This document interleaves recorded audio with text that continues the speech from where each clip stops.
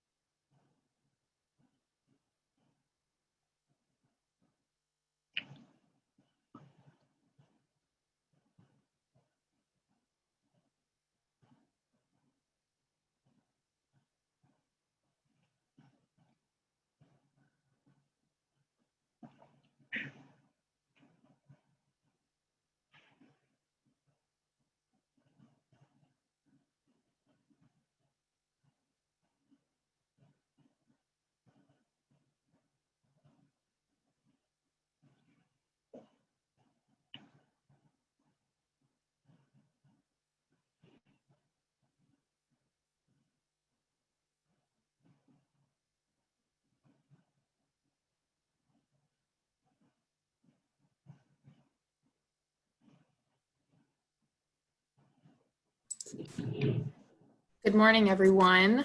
My name is Allie Singer-Wright. Welcome. I'm the Program Administrator for the Virginia Mental Health Access Program with the MSV Foundation. MSV is thrilled to welcome 2 distinguished guests for today's webinar on the effects of COVID-19 on child and adolescent mental health. Please join us in welcoming Dr. Sandy Chung and Dr. Bella Sood. Dr. Sandy Chung is CEO of Trusted Doctors, a pediatric group with over 122 providers in 22 locations in Northern Virginia and Maryland, and CEO of Health Connect IPA, a primary care clinical integrated network of over 200 providers in Northern Virginia. With 20 years of pediatric experience, Dr. Chung is active in multiple state and national organizations with a focus on mental health advocacy and health information technology.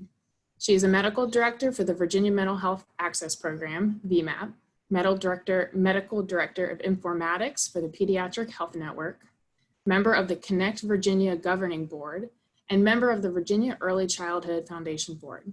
She is immediate past president of the Virginia chapter of the American Academy of Pediatrics, past chair of the board for the Virginia Foundation for Healthy Youth, and past president of the Medical Society of Northern Virginia. She is an associate professor at VCU School of Health Sciences and Georgetown University School of Medicine. She has 4 amazing children, and her interests include health information technology, health policy, expanding access to pediatric mental health care, practice management, and advocacy for children and pediatricians. Dr. Bella Sood is professor of psychiatry and pediatrics, past chair of child and adolescent psychiatry, and training director of the Child Psychiatry Fellowship Program at VCU Health System. Previously, she was the medical director of VCU's Virginia Treatment Center for Children until 2014, when she transitioned into the role of senior professor for child mental health policy.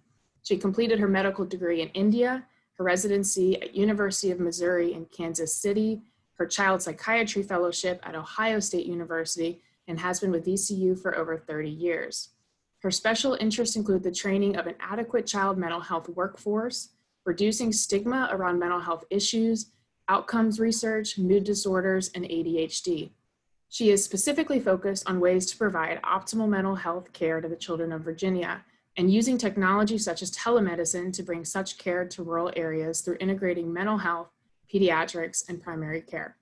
For the past 4 years, her work in child mental health has had a strong focus on prevention. This has included developing an attachment clinic at VCU, supporting work that improves education in infancy and early childhood for caregivers, and violence prevention efforts within the Richmond area. She has also edited 2 books on child mental health policy and prevention, and she has a 3rd book focused on youth social justice. Welcome, Dr. Chung and Dr. Sood. Since we have a large number of people on this call and understand that there will likely be questions throughout the presentation, we please ask that you use the Q&A function in the chat box. We also ask that you keep your questions on the topics addressed today. And if we do not get to your question or you have one on another topic, please email info@vmap.org. I will now hand it over to you, Dr. Sood. Thank you, Ali. Thank you for the wonderful introduction. I was just awed by Sandy's credentials. I'm so glad to be associated with her and her group, as well as, obviously MSV, and talking to you all this morning, as well as Department of Behavioral Health and Developmental Services, who have really done such a wonderful job in being such a good partner with the VMAP program. And of course, Medicare, Medicaid are partnerships in the state who have really made this program walk on its legs, because I know have been interested in this for a while. Never has telehealth been such an important element of our system as what COVID has done to it. So it's really kind of sort of got it on steroids, and now we seem to be really doing a good job in connecting with children and families in a manner which we had never thought would happen so quickly.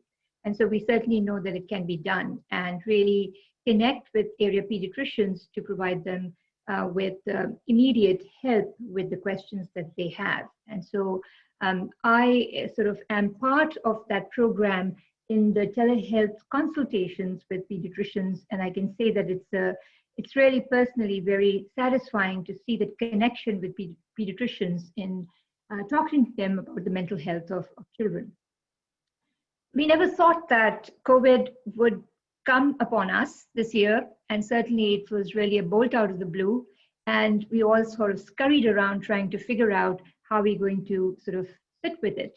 But mental health has really emerged as one of the areas that is of major concern, because this problem seems to affect all of us. And so I'd like to kind of talk a little bit about it. We certainly do not know enough about it to really speak about scientific data, but they're emerging, and we are beginning to see, especially with the advent of fall and the starting of school, some of the things that are going to become even more pertinent to the topic today. Next slide. Can I change this, or who has the control over the slides at this point? Taylor has control over the slides, so she will move it forward for you. Okay, so Taylor, can I ask you to move to the next one? Okay, so it's certainly a very unnatural event. It's uncharted territory for all of us. And I think it's an opportunity for families to work together and really practice resilience, because if we emerge out of it looking good, I think we will really know our strengths as well as our blind spots and weaknesses. It's certainly very common for parents to be extremely worried about this. This is an April Gallup poll which spoke about 30% of parents saying that they feel that their children will be harmed by the social distancing. Parents are acutely aware of the need of children to be with each other. And so they really feel that many of their kids just are reaching a breaking point and feel that they can't handle this. And the summer was different because it was the traditional summer, which made it very difficult for children. But with school starting up, we are beginning to see the comments made by the children, which seems to be very varied, but we're learning more about it. Next slide. So certainly for a long time, people felt, and I think we as parents felt good, that children were not going to bear the burden of the infection, and they would be merely sort of onlookers. But we now know that new data from CDC indicates that there is a potentially lethal multi-system inflammatory syndrome in children. And not only that, the children can be asymptomatic carriers of the illness. And so they're certainly part of that interlinked system which forms a family. It tends to affect people and children of color adversely, with the highest load in the Hispanic and Latino population and the African American population, followed by the Caucasian population. And so we certainly see this diversity of the way COVID affects people, and one size really does not fit all, but children are becoming more the center of some of the concerns that people have from a medical perspective. Next slide. So we all, as a family system and a family connecting with the various systems in the in our communities, such as schools, such as our offices, such as our professions, and so on and so forth. And it really has sort of this fear of how it gets other people infected, and then also the mental health impact of the fear that comes with it, as well as the side effects of social isolation. We now know very well, we're getting into the fall period, and we have in the United States upwards of 200,000 fatalities, and continuing increases in various states depending upon where they sit with the precautions that they are handling. So this is not going anywhere. The familial proximity of parents being at home with children, and people who are working in the professional arenas. There's always a concern that this hidden enemy is going to come onto you and infect you. Close quarters, which is something that we as human beings always look for, where we want to connect with people, are in some ways kind of sitting juxtaposed to this problem of COVID. And certainly business is not as usual. I've been doing telehealth for the past 6 months, and I think that is going to continue into the foreseeable future. Never in my life had I thought that I would be sitting at home and conducting, my work, which has had its own ups and downs. Next slide. So when we look at specifically with children, schools are the arena where they spend 2/3 of their time. And we now know that upwards of 340,000 kids have been infected with COVID. And this spike, which occurred in July, where 97,000 additional children were affected, was in July alone. So we are seeing this increase. School is an arena where lots of things occur besides academic learning. There's the notion of food security, where many of the children are served school lunches. Children with disabilities particularly, and I'm very happy to see that a lot of the kids with the disabilities, the IEPs, are really becoming frontline folks where they are having face-to-face instruction because it's a smaller number of people, because these children need additional services like occupational therapy, recreational therapy, which are given within the school platform. So it's very important that these specific sectors of children be ahead in the line for that. Internet access is one big issue because as we have many children doing online education, where there are areas in Virginia where internet services, the bandwidth just does not support that access, it really creates a major problem with access to education. So besides academic learning, children are constantly interacting with each other and learning how to interact with each other. The emotional skills, what they do in recess, what they do with each other, the exercise, the group play, which occurs within, hanging out at the gym, etc., really are very, we don't appreciate it, but these are very important arenas where kids are learning skills that make them the people they are as they're growing. So all of these things are going on besides academic learning. And this COVID has certainly affected all of that. Next slide. This is a very important piece of information, which is the role of mental health in schools. Goldberstein published 2014 data, and I think the same thing is true at this point in time, that about 13% of adolescents receive some sort of mental health services within their school, through the school guidance counselor, any type of other attention that they need for their mental health needs. And of all the people who do get their mental health services within the school setting, 57% of them are getting them primarily at the school, and 37% of some of those are being also given on the school platform. And so you can imagine that with these services going downhill, or when children are not attending school, that there's a huge swath of children who are not getting their mental health needs met. And so that's a big problem, and certainly something that we are continuing to address as we are going along. Next slide. So besides the impact of COVID on the school setting, what's happening with kids and families is very important. Families and children, their world is in state of upheaval. They have really kind of, it's a loss of life as if they have known it.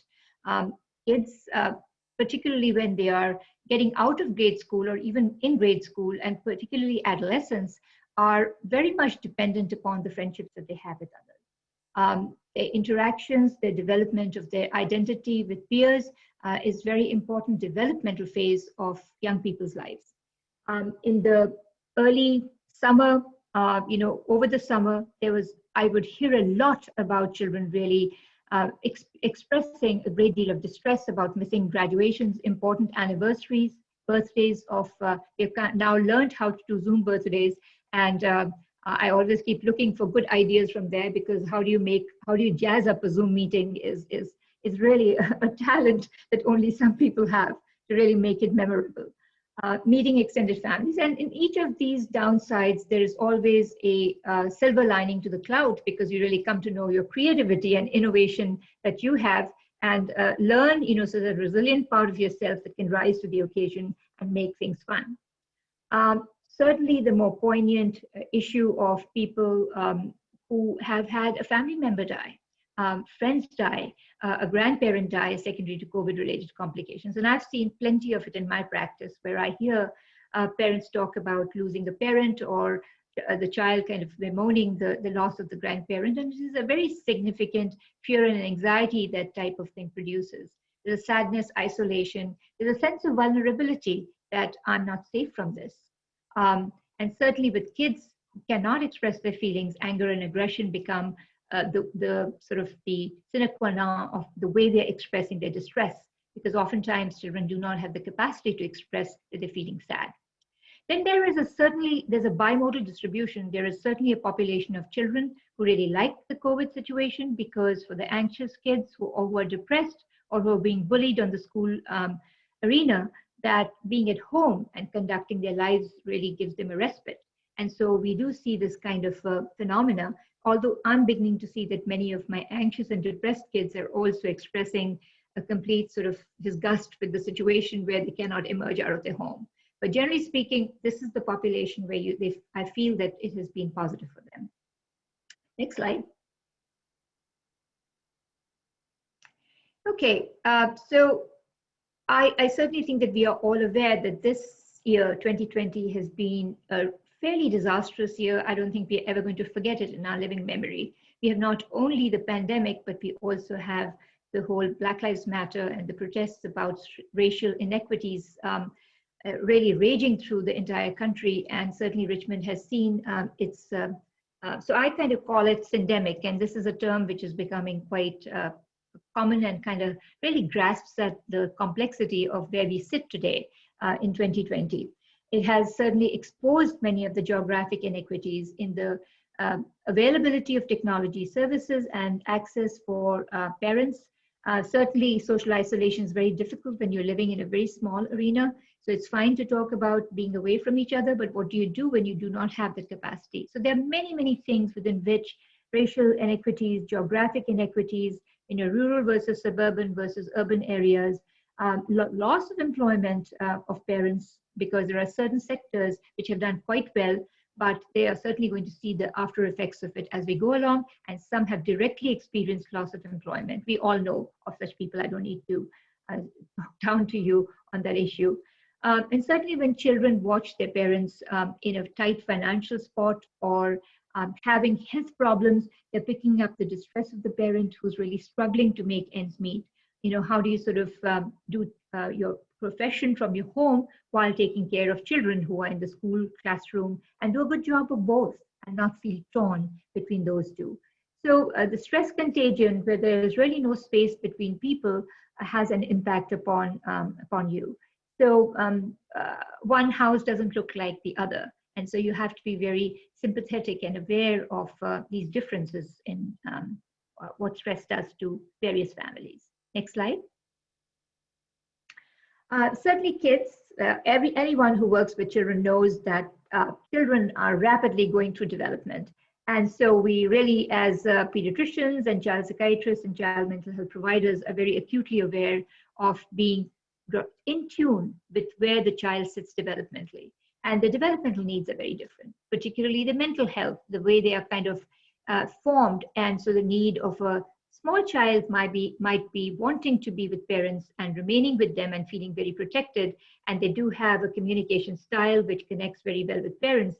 And as you get into puberty, we all know the psychosis of puberty, where you become like a cat and you don't want to be around your parents at all. You want to be with your peers, because that's the developmental task of puberty, where you're replacing your parents with your peers and really kind of moving out and becoming more of an independent person, finding your identity. And can you imagine having teenagers living within the home? Their needs are very different from the small child who might really enjoy the proximity with parents. And so we need to know what those temperamental differences are. And so the work of professionals who work with children, as well as parents who have a variety of different kids within their home, spanning, say, ages 4 to 15, completely are sort of don't have the ability to kind of put some distance between the child and them, and so have to work, I think, 10 times harder in meeting those needs. So we need to be aware of that. And really knowing your own child and figuring out where they are. So I'll be talking a little bit about some of those differences. Next slide. So the most important thing that I have found as I have counseled people about what to do within their homes, etc., is certainly any good professional, any person who's interacting and works with kids or lives with kids, is the importance of acknowledging feelings. Children, although they seem like little people, they are very acutely aware of what is going on around them. And so it's very important to first acknowledge the feelings and then really figuring out a way what to do with those big bad feelings. Discuss why they're feeling this way. And certainly we all as parents and those who don't have children themselves, you know, it's very important to be in sort of connected with knowing how the other person is, the child's temperament. Next slide. So some of the danger signs to look out for is apathy, and that was sort of, it generally comes after the person has sort of acted out and they really kind of have tried to escape out of the situation and eventually kind of get to this apathy.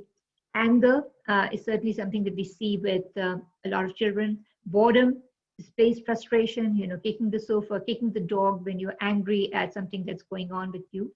Really resisting and being oppositional about stuff, and fear and clinginess. Why is the computer so slow? You know, can't we have something else today and not the same stuff that you keep giving me?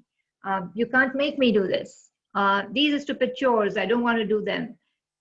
And then, you know, we all have heard of that. Fine, I'll do it, but only for 5 minutes. And so these are the kinds of things that you hear from children where parents are struggling. What do I do? Because there is no, the kid is not going to school, you know, you are kind of home with them, and you've got to figure out, you have to figure out how to get through the resistance and help them be more functional, because remaining in these states is really problematic for development. And I think you've got to figure it out fairly quickly. That's why it's such an emergency in my mind that parents really get a handle on it. Next. The most serious stuff is like depression, and that is kind of my practice. And certainly people who have baseline depression or baseline mental health problems, there is a general tendency, unless you know you have anxiety and stuff, that there might be an exaggeration of those underlying problems. Depression is characterized by, and most of us, you know, thankfully we're having more discussions about it, that it's a much more common illness for us to, because I remember when I trained, barely anyone in the social arena knew that children could experience depression, but now we hear more and more of it. So mood is the cardinal problem that you need to look for. In children, generally depression presents with crying, irritation, rather than saying that I'm sad. So you have to kind of hear those kinds of things. Returning to behaviors that they've outgrown, that is a regression, toileting accidents, bedwetting, thumb sucking, any of these regressive type of things where a person is reverting to earlier stages of development should make you think that the child is stressed for whatever reason. Unhealthy eating or sleeping habits, sleeping too much, sleeping too little, a lot of insomnia, and we see a lot of problems with the switching of time, where children are staying up late at night, watching video games or watching television, and then during the day sleeping. That's not depression by itself, it's just switching off the way that they have arranged their day. And that merely is where you have to set behavioral boundaries and get them back on track. Versus sleep problems or appetite problems, which are resulting from depression per se.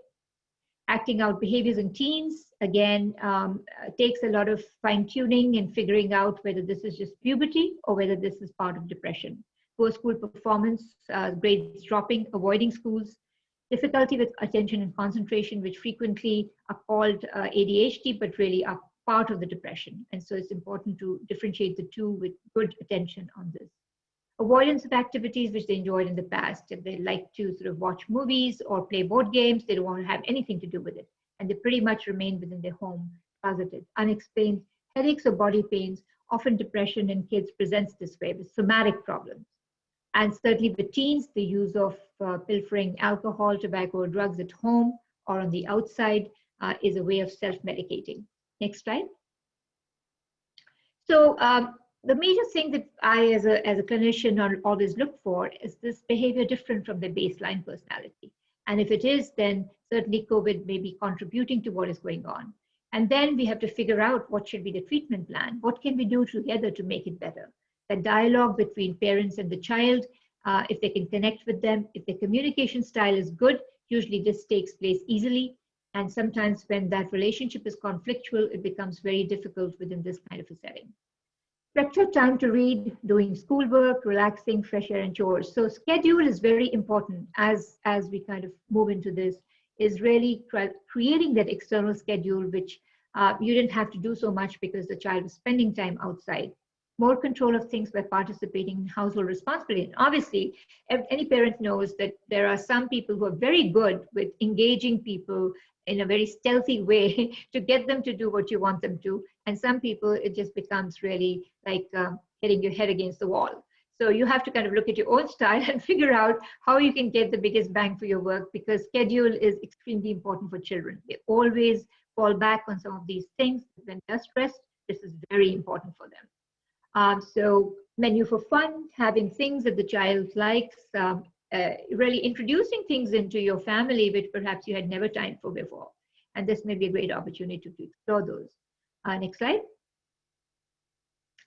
So as we know, anytime that you travel by airlines, which is a far cry, I haven't been on a plane like since January now, but you always hear of put on your own oxygen mask before, if you are in an emergency, before you want to put it on your child. That is a very important thing to remember. We have to take care of ourselves first before we can be a good caretaker of our children. Acknowledging our own feelings and emotions regarding COVID, what it has done to our lives, really sort of accept the types of feelings that we have. Once we do that, then we become much more available to the child if we are feeling well and we are doing well. And the first step to mental health always is insight and acknowledgement of your own issues, rectifying them, and getting to a better platform and a better place before you can take care of your child. So putting a schedule for yourself too, things like meditation, have time for meditation, whatever sort of floats your boat. Exercising, having some outside time, phone calls with friends, I found my friends really a lifeline for myself. I always keep connected with them, and we try and have Zoom phone calls, every few weeks, and that really keeps me going. Understanding your child's reaction and behaviors better when you are calm. Otherwise, it's all going to get sort of a mixture of nothingness. Next slide. You are certainly a model for your child. And so if you are kind of anxious, depressed, or really don't know what to do, your children glob onto that. And that is a very major, not to make parents guilty, but it is very important for parents to model calm behavior. They're looking for your guidance, support, and you're really the guardrails. And yet the unconditional love, which kind of sits in these guardrails, is very important. So making children feel confident, comfortable, and seen, and that you are there for them. Love and respect yourself, because if you don't love and respect yourself, your children will imbibe some of those things, and those get multiplied in these types of stressful times. Taking care of your own emotional health, again, nothing new that I'm kind of telling you, but this is kind of reinforcing those basic rules of what we need to take care of first. Embrace your kids' strengths. You know them the best. Tailor your approach to fit their temperament. They need a lot of support at this time because they're not getting it from other arenas. Next slide. For yourself, the tackling of loneliness, and I actually my son's visiting from New York. He's a child psychiatry resident, and he's here for some work, and he was kind of talking about this with his own friends, that those who are not in relationships or who are by themselves, it's very important that we recognize their sadness and depression, their loneliness. Loneliness is a big, huge problem with COVID. So learning, what kind of makes you happy, using technology to its advantage, Zoom calls to friends from the past, getting your children to write letters to the grandparents or to the uncles and aunts, an art which is forgotten. This is really a wonderful thing to bring out all your old postage stuff. I have some very pretty cards and stuff. I'm using them quite a lot these days. Texting friends, learning new skills from your neighbors. This is the first time I have connected with my neighbors who I never ever saw because I would come home at 8 o'clock at night and they were in their houses and I was in mine. And I have learned the names of a lot of my neighbors. We have actually talked about getting together, which was unheard of in our backyard. Reimagining your community, getting to know each other the way I grew up and I remember as a child. And this doesn't happen at all. So it's reconnecting with your and co-quarantining with certain families so that you can actually see other human beings and not just yourself in the mirror or your friends. So those are some innovative ways of kind of working on it and getting your children to connect with the children in the neighborhood, which again never happened. They connected with kids from their own schools. And so these are great opportunities. Next slide. And I think I'm coming to the end of my talk here. So this is a major stress for parents, and I think it's very important to acknowledge that if you are asking parents to be at home and changing their work schedule to work in the evenings, many parents complain that their day never ends. You know, they're on double duty, triple duty in taking care of not only the child's work that is going on, but also then next shift is their own professional work. So you have to really come up with a way that children can really act independently during the day as much as possible if the age allows it, and to have very strict rules about children not coming and disturbing the parents, having some color coding kind of a flag outside their room, and the children learn that this is sort of the standard of behavior now. That is how parents can take care of their own space, separate schedules, responsive unavailability, meaning I'm just not available to you right now. This is just life. And so teaching them and having that strength within yourself to actually implement it is very important for our own mental health. Next slide. And you know, these are some of I don't need to go into them, but these are just some ideas of how to sort of change what's going on. And I really think that this is a great opportunity for families to connect and do things which are very simple, but are meaningful to the family in a good way. So I really see that there are things that COVID has taught us. I have learned a couple of things that I will still retain once COVID finishes.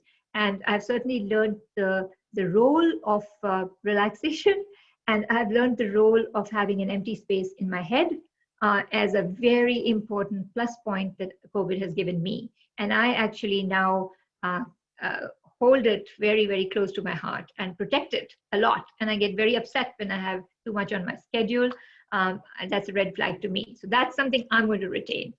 Self-compassion, compassion for others, and certainly thinking about you know, what one would want to retain as we get out of this terrible sort of phase in our world's life. Next slide. I think that's my last one.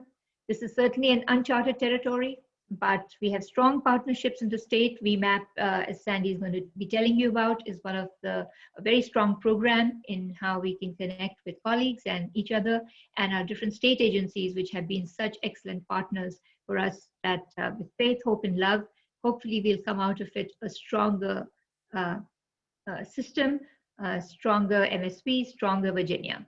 So thank you very much for allowing me to connect with you. I wish I could see you guys, but that's the new reality.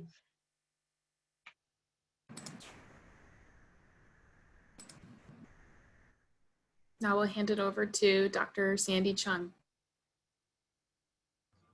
Great, thank you so much, Dr. Sue. That was an excellent presentation. I just wanted to share, I have 4 teenagers, and my youngest, who has ADHD and borderline autism, does not do well with virtual learning. And I think learning how to do that as a parent has been a struggle. And he is brutally honest, though. So he did text me the other day while he was in class, asking me if it was okay that he was watching YouTube videos during class. And my answer was no, it's not okay, you know. But he did ask. But I know that parents all over are struggling with what to do with virtual learning, especially while they're doing work at the same time. And a lot of us on the phone call are in that situation. Next slide.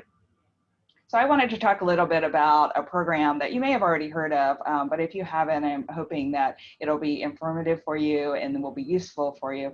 Dr. Sue did a great job of laying down the foundation of why things with how to address mental health in children are important. I did want to just throw a few statistics at you, but we'll go through these quickly. 1 in 5 children in the nation have a diagnosable mental health condition, with over half of those starting by age 15. So it is very much a pediatric and young adult problem.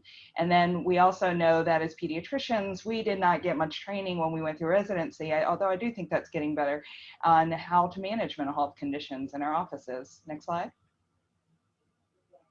So in Virginia, what does it look like? Well, in the last State of Mental Health in America report in 2020, still 13% of our children have had at least one major depressive episode, with 51% of them who have had a major depressive episode not getting treatment, and those who did not get consistent treatment. So it's a significant condition in our state and across the nation.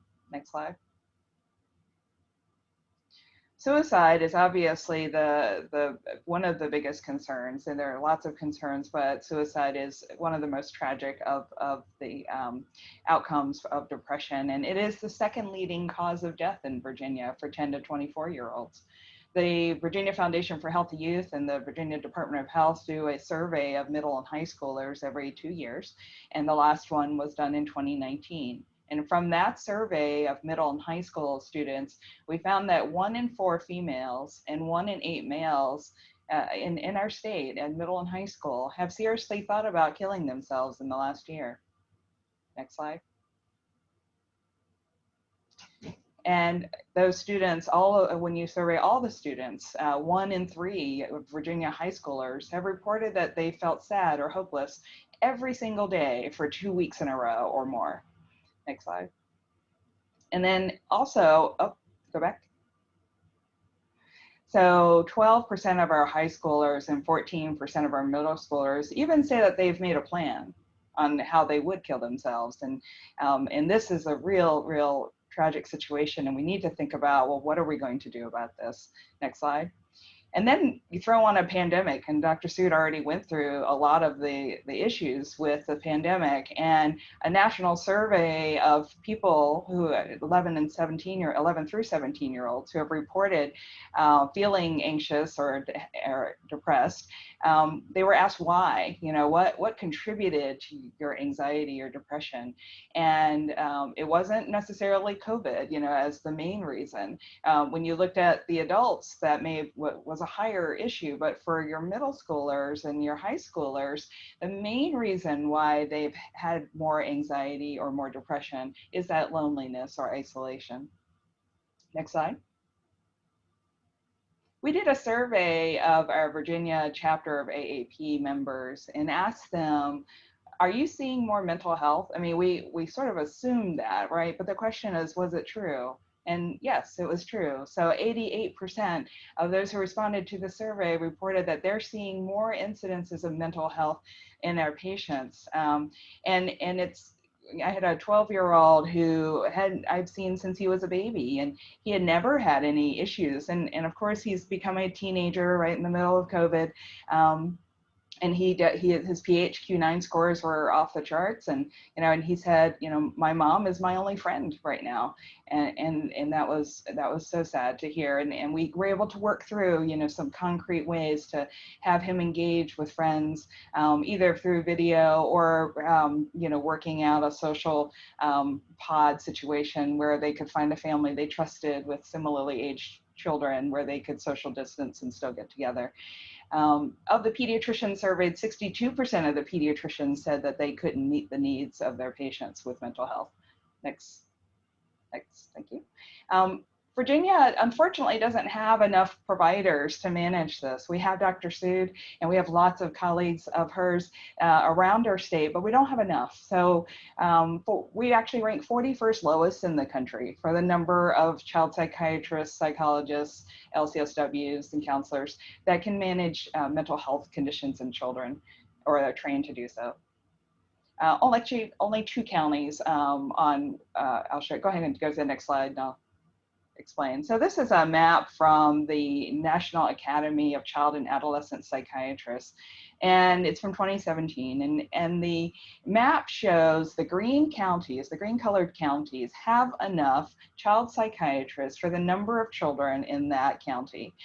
The yellow counties have a shortage, the red counties have a severe shortage, and the gray counties do not have a child psychiatrist at all. And so you can see that there's a significant shortage of child and adolescent psychiatrists in our state. Next slide. We asked our pediatricians when we were first contemplating doing a Virginia Mental Health Access Program, whether or not they had access to services for their patients. And you can see sort of resoundingly, you know, the print's kind of small, I'm sorry, but the leftmost one asked, is there enough access to child psychiatry for my patients? And 98% said no.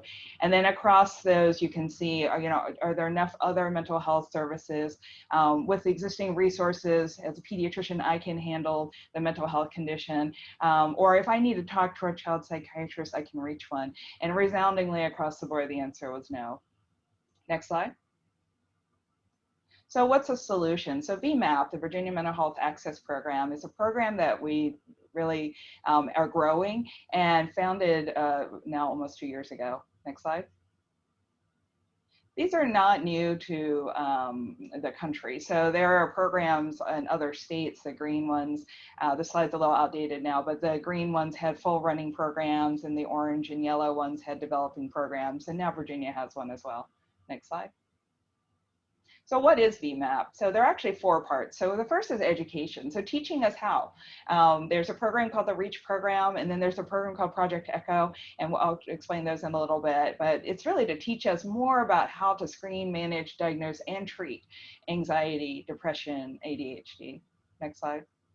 We also have the opportunity to do consults with our child psychiatrist colleagues, and soon we will have licensed mental health providers that we can do the same. So if you have a question, you know, if you have a patient in front of you and you're not quite sure what to do, I can pick up the phone now and call VMAP, and I'll be able to talk to colleagues like Dr. Sood on the phone and say, you know, I have a 12-year-old with anorexia who has a high PHQ-9 score, and this is the situation. What do I do now?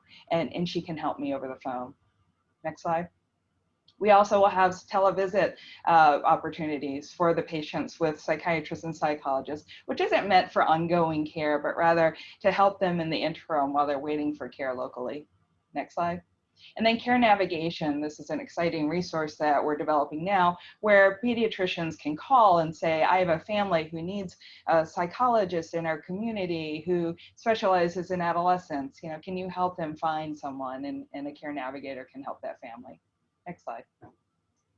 So we've divided the state into 5 regions, and you can see where you may be located. And the stars are academic health institutions where the child psychiatrists reside, where we're hoping they'll be able to answer questions from their regions. Right now, there's a hybrid model where psychiatrists from all over the state are working together. They answer the phone calls. Next slide. So how does it work? So if you look on the bottom left, you can see the first step is really learning. So us being educated, finding out how to do this better. You know, when I went through training, I wasn't taught how to do any of this. And then I went through a REACH program. And after I did the REACH program, I felt much more comfortable being able to prescribe if necessary, screen, refer for therapy, do those types of things in my office. But if I have a question, then I can call VMAP. And when I call the VMAP, there's a call center and an intake center where they'll take information from me about my patient and then page the child psychiatrist on call. And then the child psychiatrist will call me back within 30 minutes. If a telepsych visit is needed, then we'll have an opportunity for that to be set up eventually. Again, VMAP is a very new program, so really at this point we have the educational portion and we have the child psychiatrist call center, that part's all set up, and then we have some care navigation resources, but mostly those are located in Central Virginia. Next slide. funding is of course a piece of this, right? It's not free to set up. It's free for the pediatricians. It's free for the family docs, free for the nurse practitioners and the PAs. So your primary care providers who are using VMAP, it is a free service, but there's infrastructure costs. And so we do need funding. And where does that money come from? Well, right now we have several resources and several sources of funding, including federal funds through HRSA. We have state general funds, and then we had more state general funds that the General Assembly had allotted to us in the last session, but unfortunately the Virginia state budget now being what it is, we'll find out if we're going to get the rest of that funding. So for that light gray piece, the 4.22 million is currently unallotted, and we will need that funding, and so we will have to see what happens, and hopefully our General Assembly friends will help us out. Next slide. So I wanted you to meet the folks that are on they're making this happen. And Nina Marino, who's with the Department of Behavioral Health and Developmental Services. She's the Director of Office of Child and Family Services. She's available on this call in case we have questions that you may have for her. Bernadette Knight is our VMAT coordinator. From the Virginia Department of Health, Bethany Geldmaker is our HRSA principal investigator and program director. She is also on the call should we need her to answer any questions. And then you already met Allie. Mary Beth McIntyre from MSV is also involved, and Rachel Reynolds from VCU manages our call center and care navigation work groups, and then myself. Next slide. We also have several people working on the various parts of VMAP. I won't read all their names, but you can see we have our educational leads and child psychiatrist consults, care navigators, telehealth, and their data folks. And without all of these people, VMAP would not happen, and I thank them so much for all their great work. Next slide. So again, we do have some funding. So our state general fund dollars of 1.23 million we do have, and that's what's funding our current infrastructure. Next slide. I mean, just keep going through that. So we have northern and eastern regions really more fully developed than the others. And again, with the additional 4.22 million, we were supposed to build out the rest of the regions. And again, I'm hoping we'll eventually get some funding to do that. Next slide. The REACH program I mentioned, and this is a great program. It's a 2.5-day weekend program. It is all virtual right now. I highly recommend that you sign up for it if you haven't done that yet. It's basically an in-depth mini fellowship to learn how to better screen, treat, diagnose mental health conditions like anxiety, depression, ADHD. You can see there's several sessions. There are 2 with still some openings. Our website, vmap.org, is where you can go to register or get registration information. Next.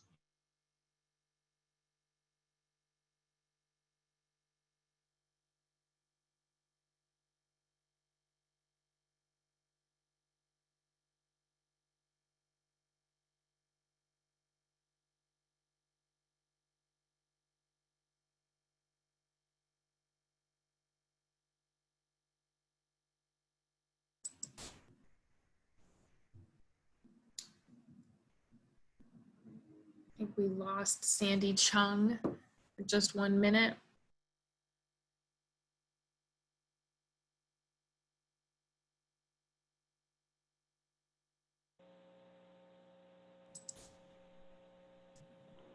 One second while we work on Dr. Chung's connection.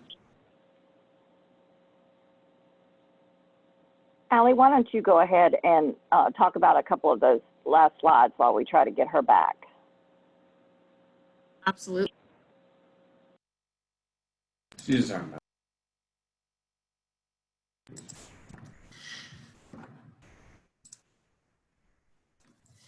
As Dr. Chung was mentioning, these are our 3 components of the VMAP education features. Mentioned the REACH, the Project Echoes, and the QI project that we partner with through the Virginia chapter of the American Academy of Pediatrics. Taylor, you can go to the next slide, please. For our QI projects, we have done 2 cohorts thus far. There are 2 different projects that we work with providers on doing for these QI initiatives. One is implementing mental health screening and another for depression into the primary care setting. You can see at the beginning of the cycle for both of these screenings where the PCPs were at in screening their pediatric population. And by the end of the cohort, we had gone up to 84% for screening for mental health and almost 95% for screening for depression for these providers who are participating in these QI initiatives. This is just a testimonial. We receive a lot of these often on how easy calling the VMAP line was. This provider said, about 10 to 20 minutes after she spoke with our call center, the VMAP call center, a child and adolescent psychiatrist called her right back, reviewed the case that she was seeking support for, provided thoughtful advice on which medications to choose, and how she can follow up and work with the family on the next steps. Hey everybody, I'm back. I don't know if you can hear me. We can, Dr. Chung. I guess that illustrates the problem of today. I think you might be on mute, Dr. Chung.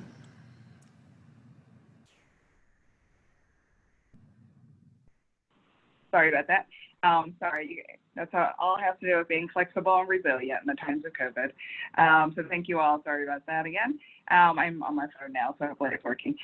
So really the way that we want you to participate, if you want to participate, is we do need to get some information about which providers are using VMAP. We also use this as a way to communicate things to you, such as what the hours are of VMAP and what new services may be being offered. So if you go to our website at vmap.org, next slide, and you go to the primary care providers tab, next slide. And there's a place where you can go to enroll, and it's pretty simple. It's basically some demographics about your practice and some preliminary questions, and that's it. Next slide. So basically when you, go back one, sorry.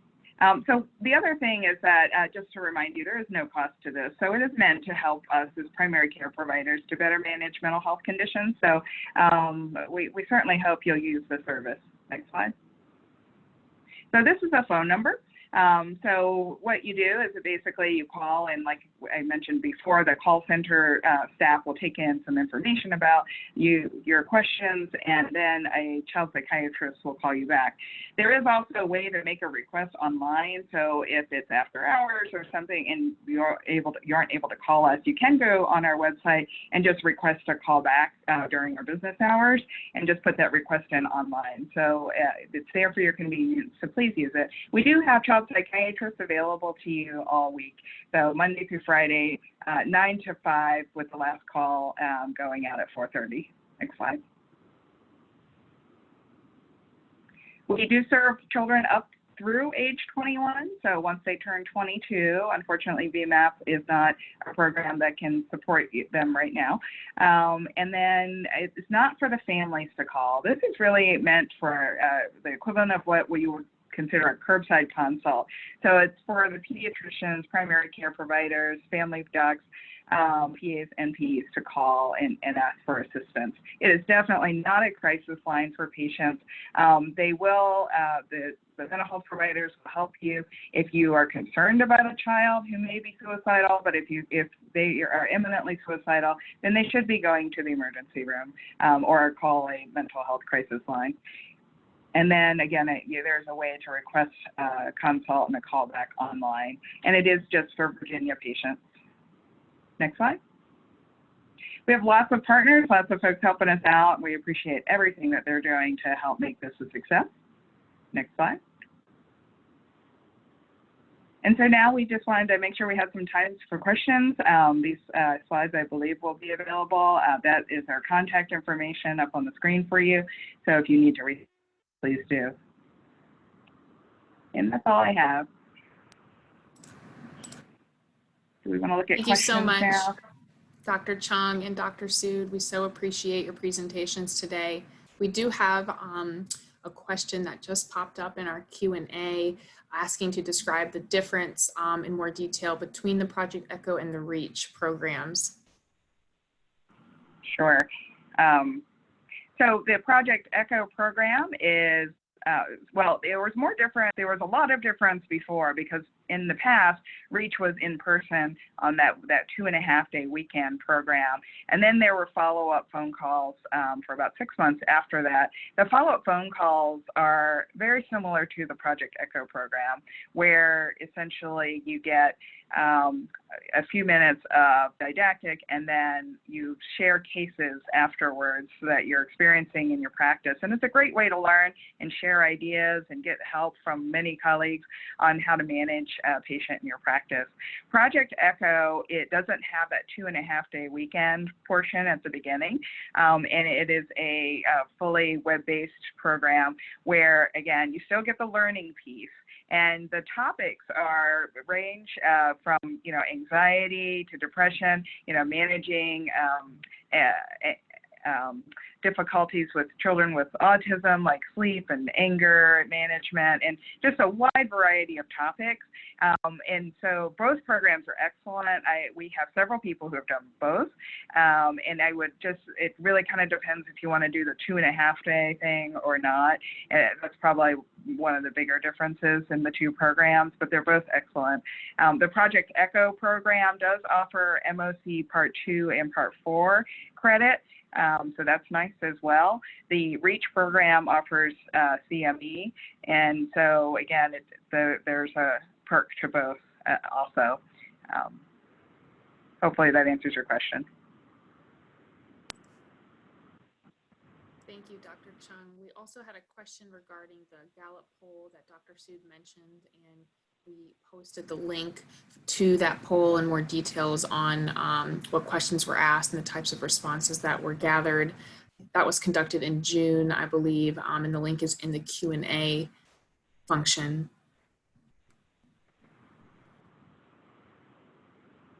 Wrap it up.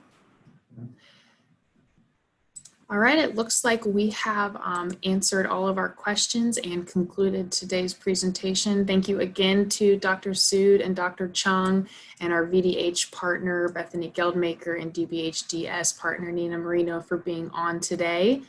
Everybody have a great Friday and a fantastic weekend. Thank you. Thank you, Ali. Thank you, Ms. Wade.